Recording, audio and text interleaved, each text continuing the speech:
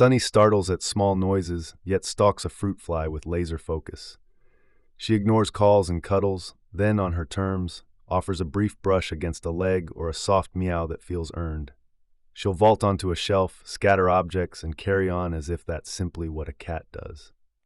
Watching Sunny this closely has led the author Mari Andrew to reflect on her own species.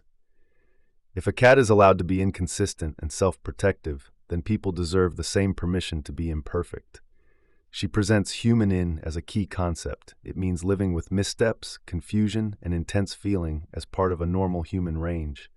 She blends biology, history, and imagination, not to form a final verdict, but to begin an open-ended inquiry, inviting us to see humans as simply animals among animals. Although Mari discusses several other animals in How to Be a Living Thing, today we'll cover 5, well 6 if you include humans being living things, which we'll cover in our last section. But let's start with orcas. As a child, the author Mari played an imaginative game she called Town. She drew streets and houses, filled them with bakers, doctors, and shopkeepers, and imagined a steady rhythm of errands and obligations. To her, that busyness looked like the essence of adulthood. Life, she thought, meant striving. Years later, in the stillness of the first COVID-19 lockdown, striving disappeared. Restaurants delivered, orchestras streamed, and museums went virtual. At first, Mari felt that the conveniences were like gifts, but soon the smoothness grated. She longed to be annoyed by someone blocking her view at an exhibit or squeezed against strangers on a train. What she craved wasn't ease, but friction. That longing sharpened when she read scientist Lori Marino's essay on orcas in captivity. Trainers at marine parks had long claimed the whales lived better in pools than in the sea. Constant food, no predators, no danger. Yet tanks stripped them of what they'd evolved to do: hunt, roam vast waters, and navigate shifting pod dynamics. Deprived of challenge, some injured themselves against the tank walls. An easy life, it turned out, was agony for them. For Mari, the echo with human life was unmistakable. She saw it in her friend Ada, who'd spent years yearning for a soulmate. After marrying the man she'd longed for, Ada was startled by a dull sadness. She missed the spark of searching, the thrill of possibility. Psychoanalyst Jacques Lacan had a name for this, objet petit a, which translates to object little a, and represents the perpetual pursuit of desire that sustains us more than the satisfaction of fulfillment. Mari sees the same dynamic in her own work. The grumbling, the obstacles, the uncertainty, those moments feel most alive. The finished product brings only a fleeting smile. Striving itself, she's realized, is the point. When National Geographic ran a cover photo of Coco the gorilla gently cradling a kitten, the image transfixed its readers. The 280-pound Western lowland gorilla had learned sign language as a youngster and astonished observers by inventing word combinations, telling jokes, and making requests. Given the choice between a stuffed toy and a living companion, she asked for a kitten. She named the cat All Ball and doted on her as if she were her own child. The tenderness between gorilla and cat fascinated the public, but it was loss that revealed something deeper. When All Ball was killed by a car, Coco understood immediately. She signed "Bad, Sad, Bad" and later cried through the night, hooting and pounding the walls of her cage. Some critics suggested she was mimicking her handlers, but her raw sobs spoke louder than any signs. Words can be slippery, but grief's sound is unmistakable.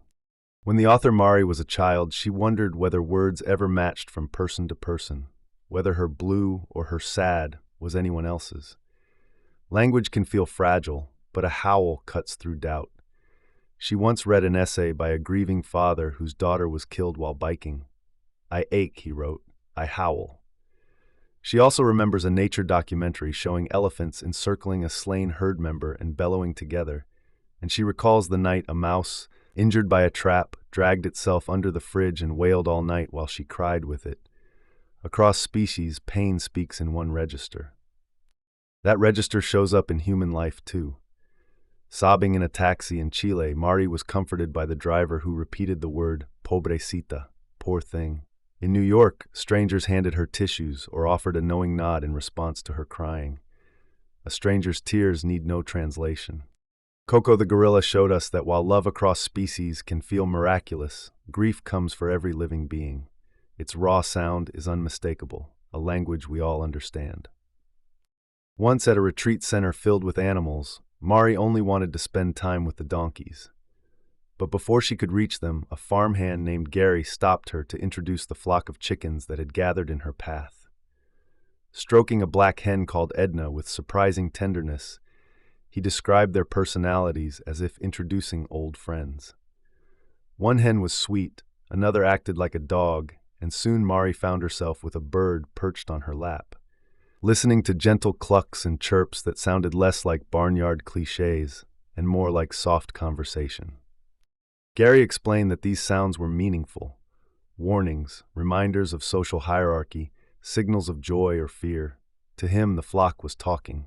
When Mari returned the next day, dozens of chickens hurried toward her, peeping and squealing as if gossiping among themselves. She couldn't shake the question, if this isn't language, then what is it? Searching online confirmed the bias. Chicken language yielded nonsense, while chicken communication produced studies. Humans reserve language for themselves. She realized, even though chickens can welcome newcomers into their groups with fluency, people need months of practice just to stumble through a foreign language. The line between communication and language seemed far thinner than she'd thought. That insight reminded her of another world where she once felt excluded, Washington, D.C.'s career culture. Surrounded by conversations about titles and promotions, she felt tongue-tied. Then she discovered going out dancing, a subculture with its own vocabulary, DJs, rhythms, and venues, and realized she could be fluent in spaces that mattered to her, even if she didn't speak career. She found that she picked up more life languages, the chatter of art communities, the codes of yoga studios, the cadences of samba lessons. Each language gave her a sense of belonging. We all know this paradox, speaking the same English as someone else, yet feeling as though you're in different worlds, while instantly clicking with another person because you speak the same language. Every life is multilingual in its own way, whether through family traditions, cooking, or music. Society often prizes some dialects above others, but chickens remind us there's meaning in every tongue. When biologist Frank Brown moved oysters from a Connecticut shore to a lab near Chicago, he expected them to lose touch with the tides. At first they kept eating on New Haven time, but gradually their schedule shifted until it aligned with when high tide would have occurred in Illinois. In total darkness, with no cues from the outside world, the oysters had still tracked the moon.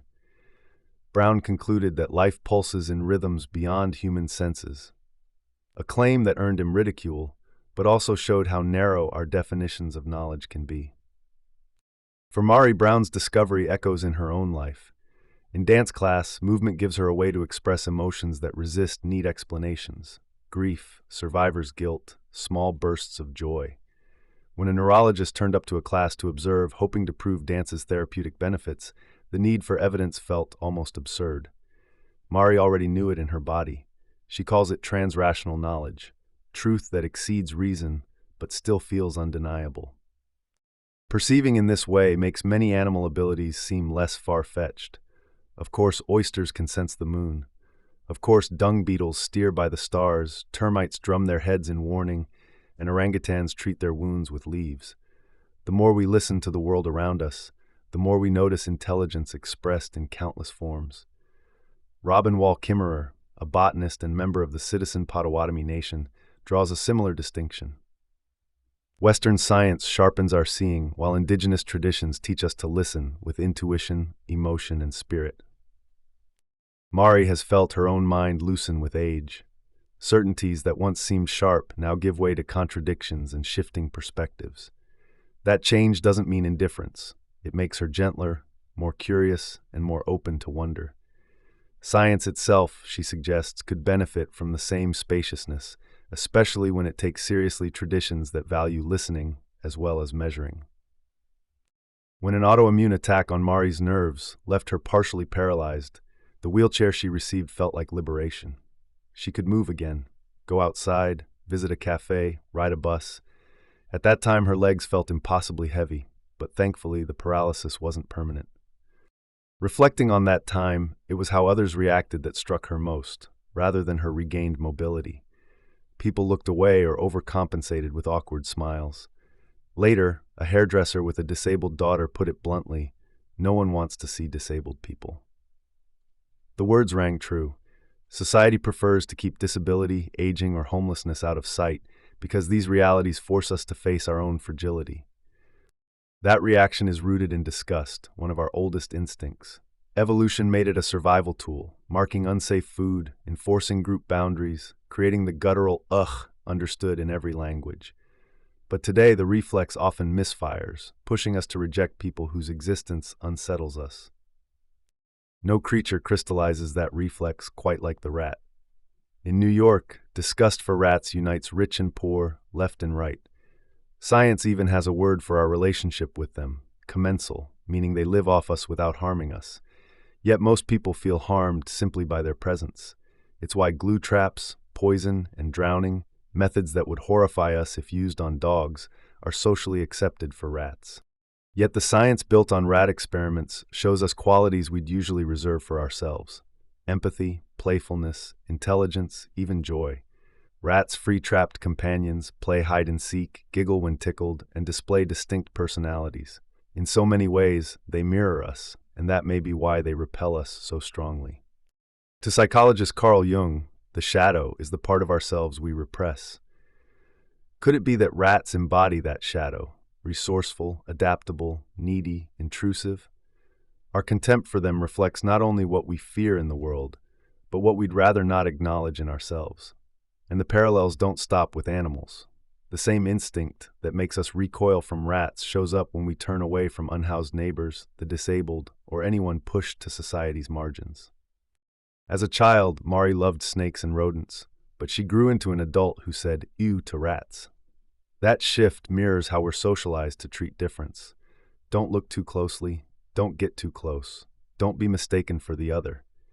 She's working to unlearn that, even training herself to smile at a rat scurrying by. Not because it understands, but because she does. In that small gesture, she's erasing the line between creatures deemed worthy and unworthy. Perhaps we all need to consider whether our disgust hides exactly what most needs to be seen. In 1349, plague swept through Norwich, the largest city in provincial England.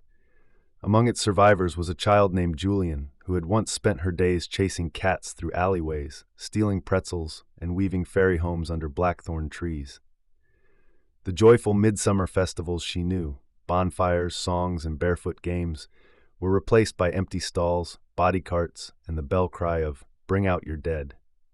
By adulthood, she'd endured repeated outbreaks, likely losing family and neighbors, until grief itself seemed to hollow her.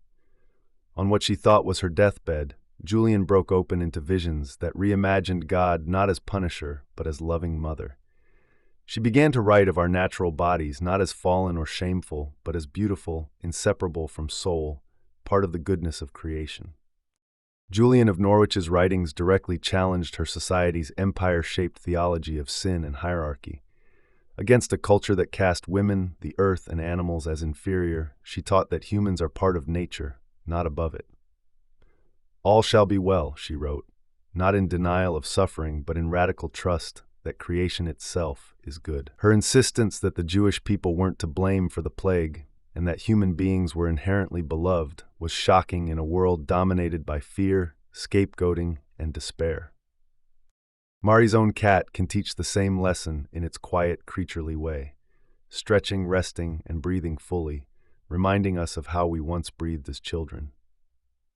A street dog sniffing its way into every corner can show us how to follow curiosity, while even a limping raccoon on a rainy Brooklyn night can remind us of interdependence and care when its companion rushes to guide it home. Julian of Norwich's radical optimism challenges the idea that humanity is sinful or apart from the natural world. By embracing our animal nature, instead of denying it, we can live with reverence for all life. From hazelnuts to cats and rivers to raccoons, we're woven into the same sacred web. Remember this, and you'll also remember how to be a living thing.